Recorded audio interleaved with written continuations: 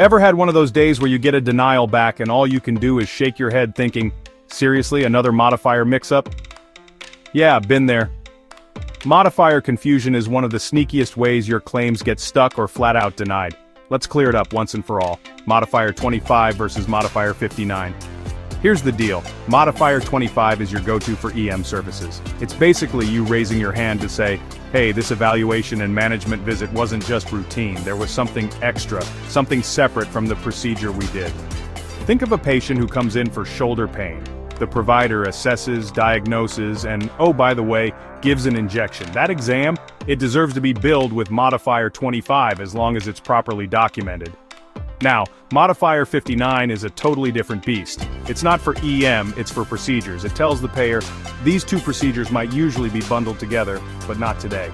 They were truly distinct. Like doing an injection in the left shoulder and a separate procedure in the right knee. Modifier 59 says, these aren't related, pay them both. Quick summary, Modifier 25 is for a significant, separately identifiable EM service. Modifier 59 is for a distinct procedural service. Where do folks usually slip up? Using Modifier 25 on a procedure code or slapping both modifiers on the same line without solid documentation. Modifier 59 is famous for being misused, so if you're using it, make sure you can back it up. Auditors are on the lookout for this one. Here's a pro tip. The NCCI edit tool is your best friend for checking code pairings. And always anchor your modifier choice to crystal clear provider documentation. If it's not spelled out in the note, you're asking for trouble.